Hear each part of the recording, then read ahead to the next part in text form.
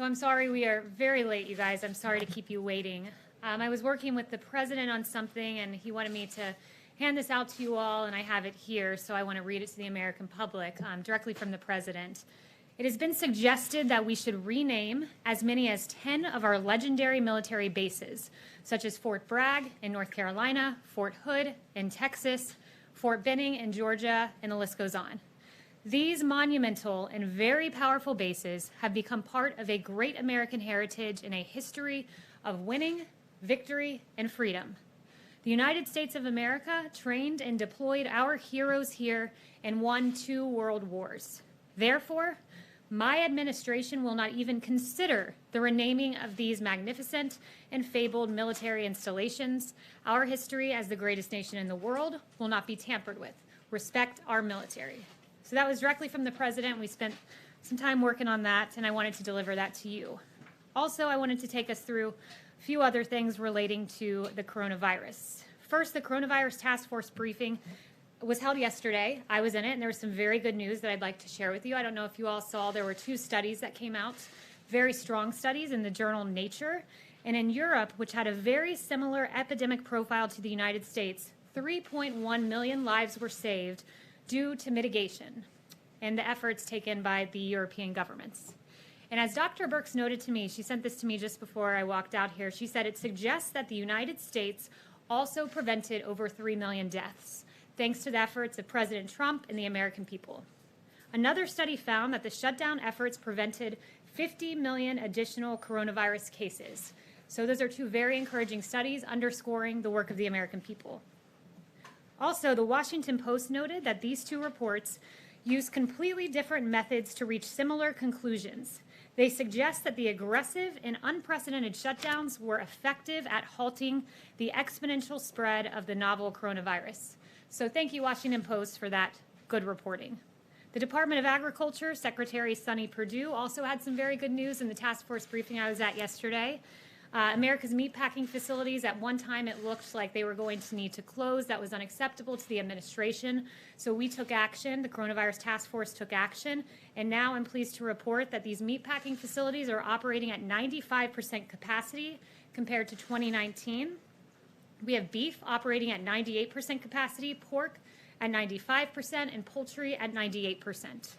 Throughout America's extraordinary efforts to slow the spread, President Trump ensured that the meat supply chain stayed functional and robust by directing these meatpacking facilities to safely operate in accordance with the CDC and OSHA guidelines. His efforts secured America's continual access to a steady food supply chain. And then finally, and very importantly, I have some great data points to share on coronavirus testing capacity in minority communities.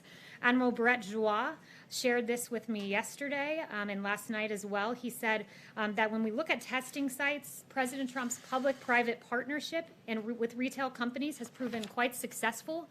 Testing sites are operating in 49 states, with 70% of these sites located in communities with moderate to high social vulnerabilities. And social vulnerability takes into account race, ethnicity, housing and economics, language barriers, and other factors.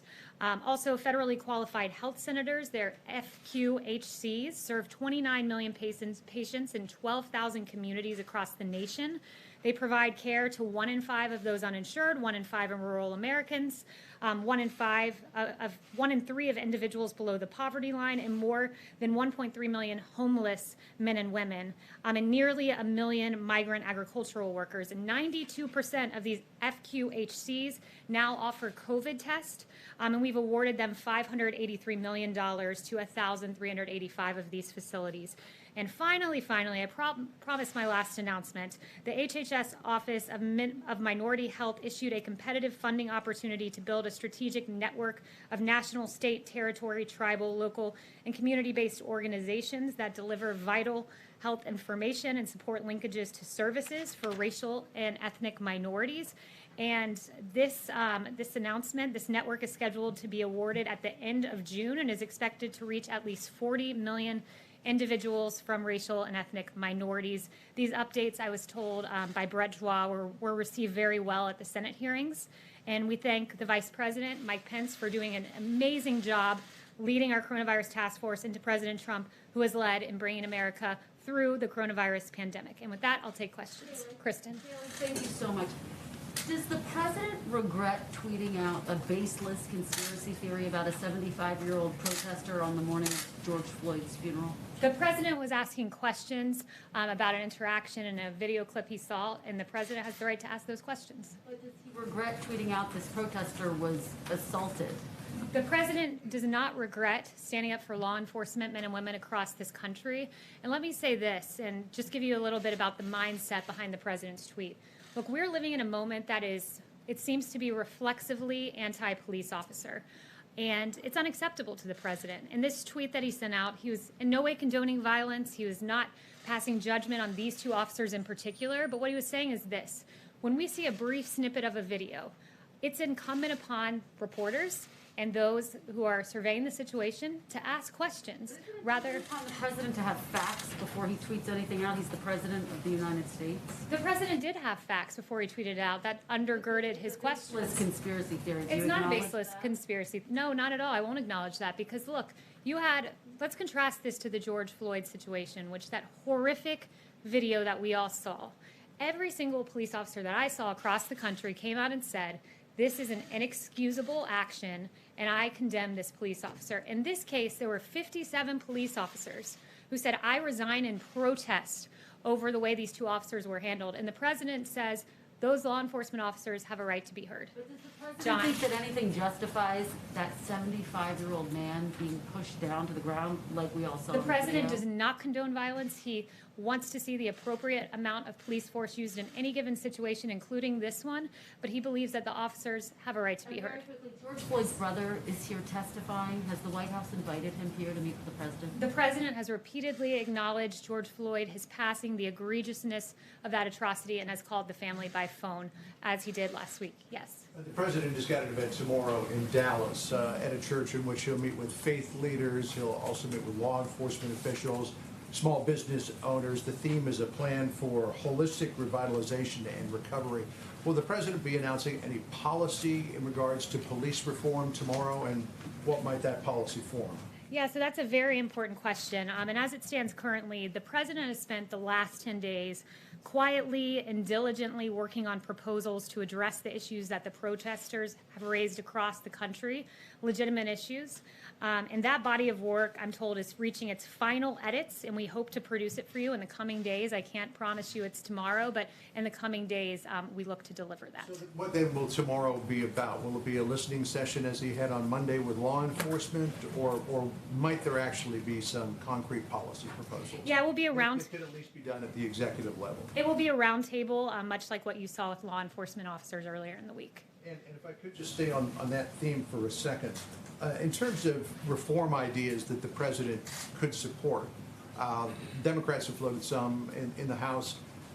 Senate Republicans, led by Tim Scott, are working on others, things like banning chokeholds, banning no-knock warrants, independent process to investigate misconduct. Could the president support issues like that? So again, don't want to get ahead of the announcements. What I would say is each issue is being looked at as to what would make a difference. Everything that you've suggested has certain ramifications, so he has to look at each of these in great detail as he's done over the last few days. And I would just note one thing that AG Barr said was that in the Democrat bill, they talked about needing to reduce immunity to go after bad cops, but that would result in police pulling back. So that is one thing that is a non-starter. So what is that? It's called qualified immunity. Yes. Is that a red line for the president? That's a non-starter in the Democrat legislation. Yes, John. Does the president believe there's a problem with institutional racism in this country and institutional racism in law enforcement? Look, I've answered this question. I think this is the fourth time I've been asked it, and I've said each and every time, there are injustices that we have seen. Clearly, that tape of George Floyd was inexcusable, gut-wrenching, difficult to watch, and it was really a beautiful funeral yesterday, all the great testimonies to his life. We recognize those injustices. Sandra Bland, another example. But this president knows fundamentally that most police officers in this country are good, that the 750 men and women that have been injured, that David Dorn, the police officer who was killed, and Patrick Underwood, the law enforcement officer who was killed, are emblematic of what police in this country stand for. That is the best, that is the brightest, and that is our domestic heroes. Yes. The reason why I'm asking it now is, does he believe that action needs to be taken to fundamentally change the way law enforcement is done in this country, to make fundamental changes so that there isn't the kind of disparities that we see along racial lines. Well, the president's looking at various proposals, and I would say this president has done a whole lot more than Democrats have ever done when it comes to rectifying injustices, where you had the crime bill of the 90s, which created great racial disparities in our justice system, and President Trump rectified some of those with the First Step Act. So President Trump's about action, and he's shown that, and he recognizes injustices and acts promptly when he sees them. Yes. Thanks, Does Kayleigh. the President agree with the recent announcements from the Marines and Navy about their policies banning the display of the Confederate flag? So I haven't spoken to him on that specific one. He does, as I noted at the top of this briefing, fervently stand against the renaming of our forts, these great American fortresses where literally some of these men and women who lost their lives as they went out to Europe and Afghanistan and Iraq and all across this world to win world wars on behalf of freedom. A lot of times the very last place they saw was one of these forts. And to suggest that these forts were somehow inherently racist and their names need to be changed is a complete disrespect to the men and women who the last bit of American land they saw before they went overseas and lost their lives were these forts. Just one follow-up. Next step. So an ex-judge appointed to review the Flynn case said the Justice Department has engaged in highly irregular conduct to benefit a political ally of the president, and he urged the presiding judge in the case to deny attempt by the government to dismiss the charges. What is the White House reaction? That's the first I'm hearing of that. I'd point you to DOJ on that. Jeff. Thanks, Kayleigh. Congressional Republicans, including Congresswoman Liz Cheney, have criticized the president's decision to reduce the number of U.S. troops in Germany. Some saying that it will embolden Russia if the United States does that. Did the president make that decision to punish Chancellor Merkel for deciding not to come to the G7 in June? Look, I have no announcements on that front, and he never makes decisions to punish certain world leaders. He acts in the best interest of the United States. Just Yes. follow up on another issue on Yeah. distance with regard to the tweet. One of the things that the president said in his tweet was that the gentleman fell harder than he was pushed. How does that work in terms of physics? Look, the president raised several questions based on a report he saw. He has a right to ask those questions, and where he stands is squarely with law enforcement. He was making no judgments, not condoning violence, not saying what happened in this case with these two officers was right or wrong, but he's standing back and saying we need to ask questions before we destroy lives and convict people in the court of public opinion. Yes. Thanks, Kayleigh. Two questions on the economy. First of all, both the chair of the Federal Reserve and Steve Mnuchin said today the U.S. will definitely need another round of stimulus. How urgent is that for the president? I mean, how soon do we expect him to meet with Democrats to discuss the next legislation? Yeah, it's a good question. He met on a potential Phase 4 policy last week. It was a very promising discussion with his economic advisors. So that's in the works as to when and if we see that, but it is a topic of discussion. He was encouraged by the jobs report. We were supposed to lose 7.5 million jobs. We ended up gaining 2.5 million, a swing by 10 million. It was described to me as one of the, by one famed economist, as one of the worst miscalculations of economists in history to be off by 10 million. That's the size of Michigan. So the president's encouraged because what we're seeing is a belief in the Trump economy and the Trump presidency. What we're seeing is the market soar. We're seeing the S&P have its best 50-day track record in history because they believe in a president that has free market policies that got us to the hottest economy in modern history and will get us there again. Yes. On that, the Federal Reserve today offered a pretty grim economic outlook, saying unemployment is going to be elevated for years. And also this week, we heard from the National Bureau of Economics research saying that the U.S. officially entered a recession. What is the White House response to that? We believe that next month's jobs report will be robust. The president has been clear that Q4, he expects Q3 to be a transition period, Q4 to be robust, and next year to be a very hot year. And I would note that those in the prediction business, they were off by 10 million. That's not too good. So I'd go back and look at some of the models that were off and how extraordinary the jobs report was last time, including 300,000 new jobs for Black Americans. Yes. Thank you so much.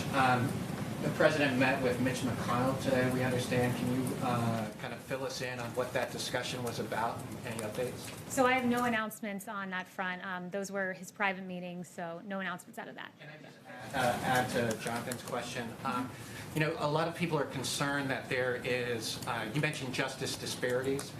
there's a lot of concern of some Americans that police officers treat black individuals and people of color differently than white individuals. Does the president share those specific concerns? Here's what he's concerned about. He's concerned about what and I've told you he's addressed injustices with Sandra Bland and George Floyd and has repeatedly acknowledged that. But here is, in addition to that, his concern, put very well by New York's Police Benevolent Association President Mike O'Meara. Our legislators are failing us. Our press is vilifying us. He's saying us as police officers, stop treating us like animals and thugs. We've been vilified, and it's disgusting. When you have a sitting congressman, Ilhan Omar, calling cops cancer, what do you think that leads to? The AP reported on a shooting in front of a police department today in California. Let's stop vilifying our officers. Let's recognize injustice where we see it, but recognize all of us in here are safe because of our police officers doing their job each and every day. I understand that, but there are concerns among many Americans that people of color are not treated the same by police, and that is what many of the protests have been about. Does the president share those specific concerns? The president believes most of our police officers are good, hardworking men and women, like David Dorn, who was killed among these riots, like Patrick Underwood, who was killed among these riots. Those are our police officers. They are our best. They are our brightest. They're absolute places of injustice. We're addressing those. We're looking at legislative proposals and EOs, and what ultimately is determined, we'll see in the coming days as to what will work as a policy prescription. But stop vilifying our officers, because they deserve better than that. They're out there. They're working hard. 750 injured just in the last week and a half, and we need to recognize that. Yes. Back on the Buffalo protester, is the president disappointed that more Republicans have not lined up to support the questions he asked, to use your characterization of it, which many people also characterize it as a conspiracy theory? And secondly, has the president reached out either to the injured gentleman or to the police officers involved? So first of all, President Trump, I would say, he's not focused on what Republicans are saying or not saying on the Hill. He's focused on making changes. As I said, he's been diligently hard at work the last 10 days, and that is where his focus squarely lies at the moment. Yes. Thanks, Kayleigh. And has he reached out to either the gentleman or the... Not that I'm aware of, no. Not that I'm aware of. Hello. Yes. You started this briefing reading off some statistics about success of mitigation efforts on the spread of COVID, but we're now seeing a spike in cases in more than a dozen states and increased hospitalizations in a lot of those as well. So, and many public health experts attribute these spikes to Memorial Day weekend gatherings and other aspects of the reopening process before these mass protests. So why is President Trump continuing to urge reopening given this trend, and should we be slowing down a little bit on the reopening process as we see cases spike? First, let me know as it pertains to Memorial Day. A week ago today, the Vice President's team told me, I wasn't in task force that day, but that it was said that in fact that there was no linkage to Memorial Day as being some point of spurring wild outbreaks and rises across the nation. What I would say, though, I talked to Dr. Birx, and she said what we've seen is that in general, April averaged out to be about 30,000 cases a day. May was about 25,000 cases a day. Currently, we're at around 20,000 cases a day. And you've got to look in a nuanced way at each of these states. Like, for instance, Texas is one of the places where they're saying we're seeing a steady slope, not a huge rise, but part of it's due to the fact that they're testing in long-term care facilities and in prisons, and the more testing you do, the more cases you identify. Can I ask a follow-up? President Trump is planning to restart campaign rallies within the next few weeks. What sort of precautions is he going to be taking at his rallies for the safety of the rally-goers? So we have no rallies announced just yet. You're right about the 2-week timeline that was put forward. But we will ensure that everyone who goes is safe, but no specific announcements on that front. And I would direct you to the campaign for more information on that. Yes. Yes, thanks for taking my question. Owen Jensen with EWTN News. We've seen thousands of people in the streets protesting, exercising their constitutional right. Those, of course, doing it peacefully. At the same time, churches in many cases told to limit their gatherings, in some cases to 10 or no more. Does the president see a double standard there, constitutionally speaking? And if, can you explain, please? There are absolute double standards that we've seen, and that's why the Justice Department set up a task force, if you will, or a group to look at civil liberties as during coronavirus shutdowns. I read about one case where you had an allowance of outside gathering and protest, but indoor churches could not gather, even with socially distanced protocols. He absolutely sees an issue. There have been several cases pointed to where people attending church in their cars were targeted by law enforcement officers. So that's unacceptable. People should be allowed to worship. We have a First Amendment in this country. There's a way to safely do it. I went to Mass and was able to safely attend distance from people, and there were appropriate protocols that were taken in that case, and that's what we hope to see, as the president made eminently clear a few weeks ago. Not too long ago, he asked for all churches to reopen. Is he happy with the progress or no? He's happy with the progress. I've seen, in fact, that very week, a church that I visited reopened, a church down the road from me. So I think he gave a lot of courage to the faith community to reopen, to do so safely. And look, here we are, I think 4 weeks later, and we haven't been hearing about, rampant outbreaks in places of worship. The First Amendment's a beautiful thing. People have a right to go to church or mosque or synagogue. Yes. Yes, hi, Kayleigh, thanks. Still on COVID, the president seems pretty unconcerned so far about November and the COVID situation, whether people are going to be afraid to go to polls or whether there's going to be a lot of delays because of the COVID. He recently said it's a long way off, I think meaning that the pandemic would have died down by then, essentially. But given that it hasn't actually gone away, people are obviously still dying every day and there are some spikes, and it's not that far away, 5 months. Are any measures being taken at all to guarantee that this election is going to go smoothly and everyone who wants to vote can vote? Yeah, well, I've not seen much criticism of the protest and socially distanced and mitigation efforts.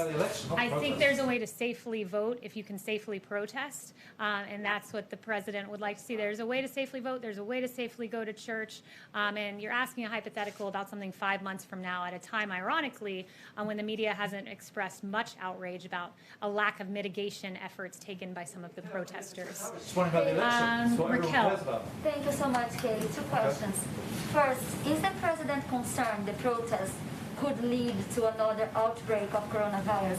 And a second question, President Trump said that he does not believe the death toll in coronavirus cases figures from some countries. Does he trust the figure from Brazil? Is the White House concerned that the Brazilian government is hiding information about COVID-19? So I haven't spoken to him about the Brazil numbers, but I have heard him on several cases, probably at least 5, mention that he'd seen what's going on in Brazil, and he was hurt to see how many people have been affected by COVID down there. So he has mentioned Brazil specifically. I believe he even sent some ventilators to Brazil because we had such an overflow of ventilators here because America really, under the leadership of President Trump, snapped into action and shored up what was supposed to be a ventilator shortage and delivered, this administration delivered. So I would just note that he's mentioned great concern for the people of Brazil.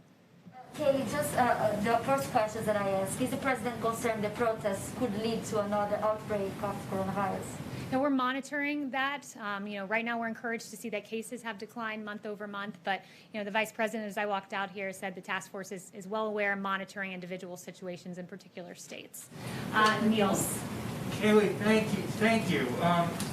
Going back to where you started with the statement about renaming the military bases, if Congress were to send over, say, the defense authorization with language that were to rename one of these bases for someone who, say, was a general who won the Civil War, would the president veto the defense authorization? The president will not be signing legislation that renames America's forts. It's important to note, Fort Bragg, for example, it's one of the largest military installations. It's home to tens of thousands of brave American soldiers.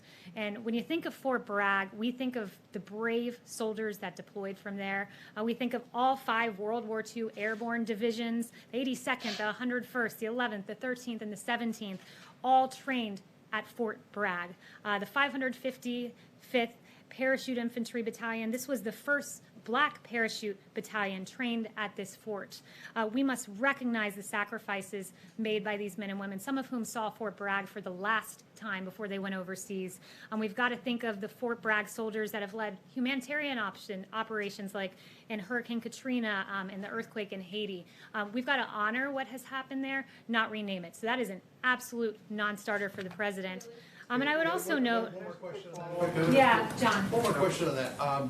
General David Petraeus is one of those people who went through Fort Bragg a number of times, even though his first command was at Fort Campbell, Kentucky. He penned a quite lengthy and detailed editorial about the reasons why those bases should be renamed, saying it's ironic that American soldiers and Marines are being trained at bases named for people who fought against the Union back in the Civil War, that many of the people for whom these bases are named were leaders held in questionable regard, but who were elevated during the Lost Cause movement. He goes on to say, we do not live in a country to which Braxton Bragg, Henry L. Bang, or Robert E. Lee can serve as an inspiration.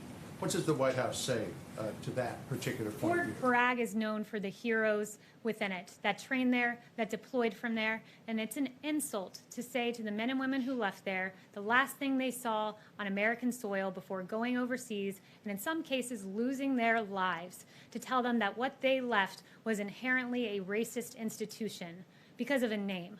That's unacceptable to the president, and rightfully so. And I would also note, where do you draw the line here? I'm told that no longer can you find on HBO Gone with the Wind because somehow that is now offensive. Where do you draw the line? Should George Washington and Thomas Jefferson and James Madison be erased from history?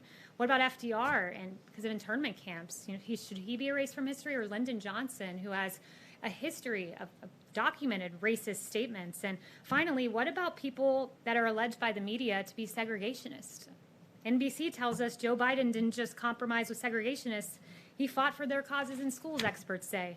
CNN tells us letters from Joe Biden reveal how he sought support of segregationists in the fight against busing. And Washington Post tells us that Biden's tough talk on 1970s schools desegregation plans could get him new scrutiny, and there are several more where that came from. So I'll leave you with the question, should we then rename the Biden Welcome Center?